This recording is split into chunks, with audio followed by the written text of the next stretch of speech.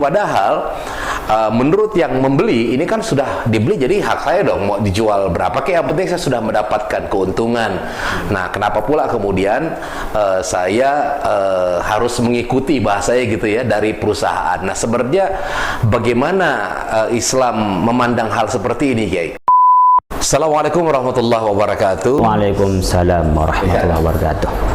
Kiai, apa kabar Kiai? Alhamdulillah, Mas Agus. Ya, saya mau menyapa dulu nih sahabat Amanah TV. Sekarang kita di studio Amanah TV dan sekali lagi kita hari ini akan ngobrol-ngobrol dengan narasumber kita, Kiai Holil Nafis. Baik Kiai, ini terus terang ada sedikit kegundahan ini. Ya. Pertanyaan dari teman-teman dari British Propolis. Ya, beliau atau mereka ini menanyakan tentang harga produk sebenarnya. Jadi permasalahannya itu mereka kan membeli sebuah produk ini. Nah, dengan harga misalkanlah 150.000.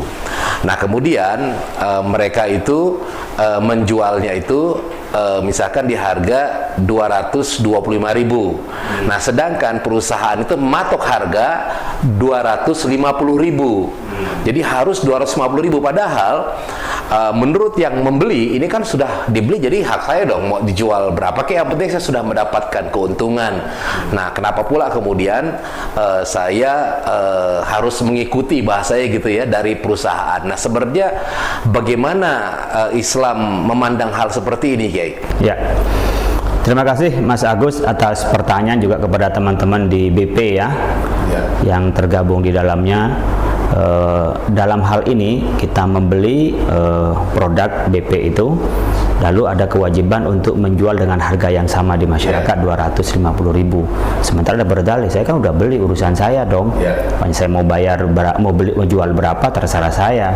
Bahkan dijual rugi pun juga boleh, apalagi masih untung gitu loh. Jadi tidak harus sama. Dalam hal ini ada dua masalah dalam fikih. Yang satu masalah penentuan harga, yang kedua ada syarat penjualan yang harus sama. Pertama berkenaan dengan penentuan harga. Di dalam Al-Quran sebagaimana disebutkan oleh Imam Ahmad bin Hanbal, tidak ada ketentuan harganya itu berapa. Itu diserahkan kepada publik.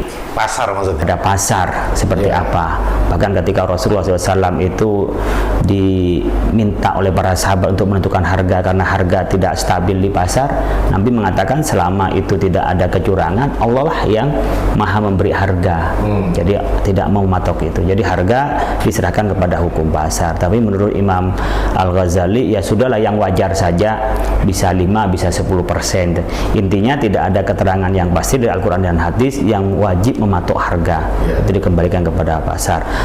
Nah, di dalam penentuan harga ini ya tentunya kembali kepada yang layak. Mau dihargain berapa terserah. Nah, apalagi di situ tidak ada kecurangan, ya silahkan, harga itu adalah kebebasan kita bersama. Tetapi ya kita harus mengikuti pada batas kewajaran. Jangan sampai ada berlipat ganda sampai haji mumpung orang butuh, saya hargain yang mahal. Jadi selagi harga itu masih wajar, tidak ada kecurangan, disampaikan apa adanya, itu sah-sah saja. Yang kedua, mematok harga ini itu hak orang yang menjual, boleh-boleh saja mematok harga itu. Yang menjual itu perusahaan atau yang menjual yang membeli produk tadi? Ya, perusahaan yang berhak untuk menentukan harga. Tapi orang yang membeli harus dengan syarat menjual seperti ketentuan dari perusahaan, itu namanya mensyaratkan kepada pembelian sesuatu itu. Nah, memberikan syarat itu memang khilafi antara ulama ya. Ada yang mengatakan nggak boleh ngasih syarat dong. Tetapi boleh saja kalau di dalamnya adalah maslahah.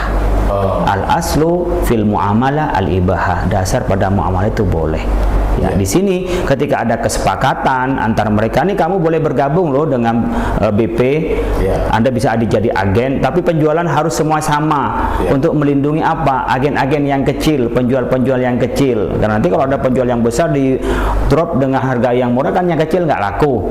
Maka untuk menjaga kemaslahatan ini, maka harganya disamakan semua. Itu boleh. Ya, karena kita diperintahkan aufu bil uqud, untuk melaksanakan akad kita, janji kita. Al muslimuna ala syurutihim illa syartan harrama halalan aw halala haraman.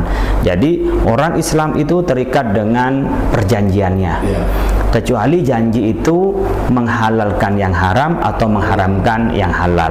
Maka ketika di BP itu dibuka, ayo siapa yang mau jadi agen, siapa yang jadi mitra kita, kemudian ada kesepakatan semua harganya 250.000, maka semua harus mengikuti, karena ketika dia membeli dan ketika dia bermitra berarti sepakat dengan aturan syarat itu.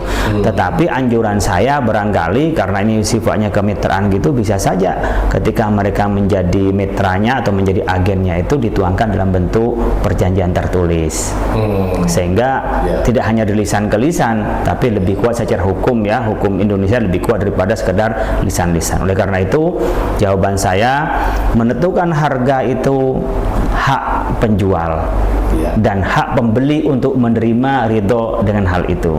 Tetapi bagi kita baiknya jangan melampauin kewajaran. Kemudian mensyaratkan dari perusahaan itu untuk menjual secara rata, ya, tentang bagaimana harga dari BP itu 250.000 yang ditetapkan itu, syarat itu tidak mencederai terhadap akad, maka wajib dipenuhi dan hukumnya sah, karena ini untuk kemaslahatan. Dan selama itu ada kesepakatan dan di situ kemaslahatan, maka orang Islam yang bersepakat dan berjanji itu harus memenuhi kesepakatan dan janjinya. Terima kasih, mudah-mudahan bermanfaat. Baik, terima kasih Kiai dan sahabat sekalian. Mungkin juga ada kasus-kasus yang sama ya di antara dengan teman-teman di British Propolis ini. Ya, apa yang disampaikan Kiai ini sudah jelas sekali, memberikan gambaran yang tepat apa yang harus dilakukan. Terima kasih, insya Allah kita akan berjumpa kembali dalam program podcast dari Amanah TV. Assalamualaikum warahmatullahi wabarakatuh. Waalaikumsalam warahmatullahi wabarakatuh.